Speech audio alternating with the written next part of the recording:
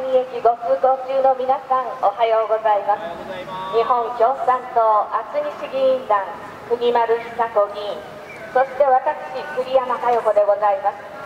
日本共産党厚木市議員団としては、選挙があろうとなかろうともう40年にわたって本圧に越冬で、そして市内各地で皆さんに訴えをさせていただいています。国政のこと、そして厚木市議会のことなどをお話ししています。今、厚木市議会の真っ最中です。今月6月1日から24日までという24日間の会期の中で、日本共産党では杉丸久子議員、私栗山佳代子ともに一般質問をし、またそれぞれの委員会で発言をいたします。最終日6月24日には私たちは討論をする予定でございます。今回6月定例会議に出された議案、非常に少なかったのですが、市民の皆さんからの請願、そして陳情がございます。その中には請願では所得税法第56条の廃止を求める、こういうものがあります。これは事業主の配偶者や家族の働きが労働の対価として正当に認められないという、かつての女性への人権をマイナスをつけるような、そんな法律です。女性だけではなく家族の働きが認められない、そういった人権を侵害するようなこの所得税法56条の廃止を求める請願が出されています。私たち日本共産党厚木市議員団では、労働の対価はきっちりと現金でその対価を支払うべきだということを訴えています。かつてもう60年70年前にできたいろいろな法律が変わっていかなければならない、そういう状況は多くあります。しかし70年経っても変えてはならない、そういうものもあるのではないでしょうか。その最たるものが憲法です。憲法は日本人基本的人権をしっかりと守ろう、平和を守ろう、そういったことを訴えています。民主主義を訴えています。この憲法というのは他の法律と違って国の権力を抑えるものだということに考えられています。しかし今安倍政権はそういう考え方を分からずに憲法を変えようとしていました。さらに憲法が変えられないとなった上で、閣議決定の中で憲法の解釈を勝手にしてしまい、集団的自衛権の行使ができる、そういうふうにしてしまいました。それを具体化するために今、戦争法案が出されています。国会で審議をされていますが、内閣提出法案の第72号、73号ということで、一つは今ある自衛隊法など多くの法律を改正するもの、もう一つが新しく法律を作り、日本が海外で戦闘できるようにするものです。その中には米軍という言葉もアメリカという言葉も出てきます。これはまさに日本がアメリカと一緒になって世界各地で戦争ができるものに他なりません。私たち日本共産党では戦争はすべきではない。日本がどんなところへ行ってアメリカと戦争になるかも巻き込まれるかもしれない、そんな今国会で審議されている戦争法案は廃案にすべきだと訴えています。そしてまた今厚木市議会でもこの戦争法案を廃案にしてほしい、そういう意見書を国に提出してほしいという陳情も出されています。私たち日本共産党では党を作って93年になります。一貫して安全、平和と民主主義を貫いてまいりました。その政党として今の戦争法案、何としてもストップをしたい、その思いで国民の皆さんと共に手を携えて運動を進めています。どうぞ皆さんの平和であってほしい、そういう願いを、その思いを日本共産党へとお寄せください。今年7月12日には厚木市議会議員選挙がございます。どうぞ皆さんの平和への思いを平和の、そして民主主義を貫いてきた日本共産党国丸久子議員、そして私栗山佳代子へとお寄せくださいますよう心よりお願いを申し上げます。さて、安倍晋三政権は集団的自衛権の行使を認めた戦争法案の合憲性、憲法に合っているということを主張するため、1972年の政府見解を持ち出しています。しかし、この政府見解は、集団的自衛権の行使は憲法上許されないと断じたものです。集団的自衛権の行使を違憲と結論付けた見解が、なぜ合憲の根拠になるのでしょうか。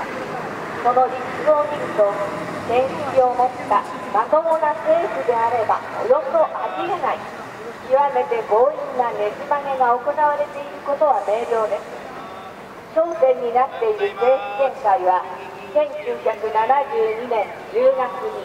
内閣法制局が参議院の決算委員会に提出をしたものです。集団的自衛権の行使が憲法上許されないとする政府の立場がどのような考え方に基づいているのかについて説明をした文書です。その考え方は、一つには憲法9条は戦争を放棄し戦力の保持を禁止しているが、自国の平和と安全を維持し、その存立を全うするために必要な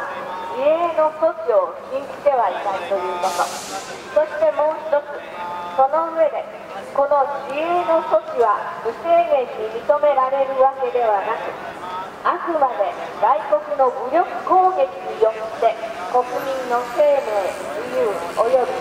幸福追求の権利が根底から覆されるという非脅迫、不正の事態に対処するための必要最小限度の範囲にとどめるべきだというものです。その上で、この1972年10月の政府見解は、したがって他国に加えられた武力攻撃を阻止することを内容とする、いわゆる集団的自衛権の行使は憲法上許されないとはっきりと結論付けています。しかし、安倍政権はこの見解を持ち出し、戦争法案が危険ではないということを言っています。あまりにも矛盾しているものではないでしょうか。安倍政権は戦争法案で集団的自衛権の行使を認めた武力行使の3要件、これがこの72年の政府見解の基本的な論理を維持していると言い張っています。そのからくりは、72年の政府見解がしている外国の武力攻撃、これを日本に対する武力攻撃だけでなく、他国に対する武力攻撃も含んでいると拡大解釈することにあります。そう読めば、新3要件にある他国に対する武力攻撃が発生し、これにより我が国の存立が脅かされ、国民の生命、自由及び幸福追求の権利が根底から覆される明白な危険がある場合、つま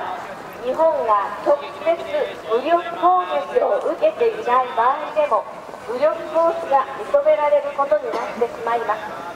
集団的自衛権の行使が可能になるという理屈です。しかし、この1972年の政府見解でいう外国の武力攻撃が日本に対する武力攻撃を指すのは誰の目にも明らかです。それを他国に対する武力攻撃まで含むというのはあまりにも無理なこじつけです。政府自身、そうした説明をしたことはこれまでなかったと認めています。完全な論理破綻です。ありがとうございます。日本共産党では今の安倍政権の戦争法案にストップをかけるべく国民の皆さんと力を合わせて全力を尽くしてまいります。どうぞ皆さんの大きなご支援を日本共産党へと、そしてここ厚木市議会では国丸久人議員、そして私栗山佳代子へとお寄せくださいますよう心よりお願いを申し上げます。今安倍政権国会の場で戦争法案一部改正と新しいものの2本を出しています。しかしその政府選手と戦争法案は憲法違反であるということ、先日も与党が呼んだ憲法調査会での参考人でさえ、憲法学者でさえ憲法違反であると、断言をいたしました。こんな状況で本当に戦争法案を真に成立させていいものでしょうか。いくら自民党、公明党が数の上ではあると言っても、これでは国民の思いはどうなるのでしょうか。日本の将来はどうなるのでしょうか。これまで70年間憲法9条によって培ってきた世界における日本の信頼、戦争をしない国であるというその信頼を崩すことが本当に日本のためになるのでしょうか。戦争をしないとはっきり定めている憲法9条、これをしっかりと名実ともに守ることこそが日本の将来をより良いものにしていくのではないか。日本共産党ではそのように考えています。そしてまた今世論調査でも戦争法案に反対が8割、そういうものもあります。国民の過半数かつ多くの人々が戦争法律に反対、そしてまた憲法9条を変える必要はないと言っています。今のこの国民の思いと安倍政権の進む方向があまりにもかけ離れている、そういう状況です。これを国民の運動で埋めていく、そして日本が戦争をする国ではないように、戦争をしない国でいることを続けていくために、私たちは力を合わせていかなければなりません。今そうして日常的に朝仕事に行く、学校に行く、そういった日常が壊されてしまうような、そんな日本になっていいのでしょうか。これまでの70年間、日本は戦争によって人を殺し殺されることはありませんでした。これからもそんな国でいるために、今の安倍政権の暴走戦争法案にストップをかけていくことが必要です。どうぞ皆さんの平和への思いを日本共産党へとお寄せくださいますようお願い申し上げます。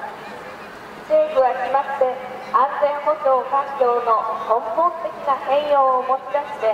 他国に対する武力攻撃でも日本の存立を脅かすことが現実に起こりうると言います。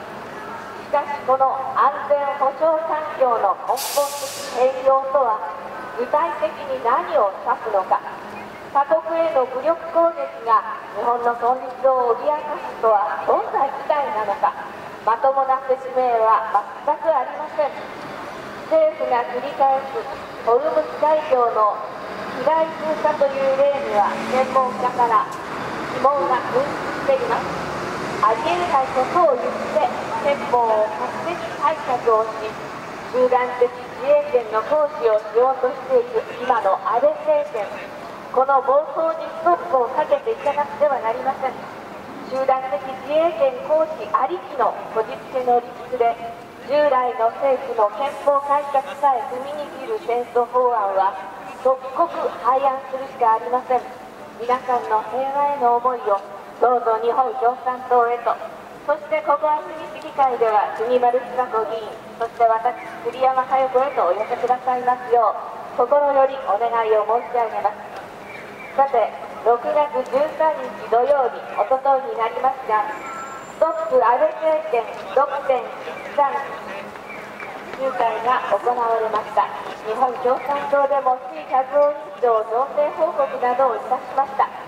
多くの人々が集まり、安倍政権の戦争法案をはじめとする暴走政治にストップをかけようという一点で集会が行われました。原発の再稼働、消費税の増税、社会福祉の削減、いろいろとあります。安倍政権の暴走にストップをかけ、平和で一人一人が本当に大切にされる日本を作るために、全力を尽くしてまいります。どうぞ皆さんの平和への願いを、暮らしへの思いを日本共産党へとお寄せくださいますよう心よりお願いを申し上げます。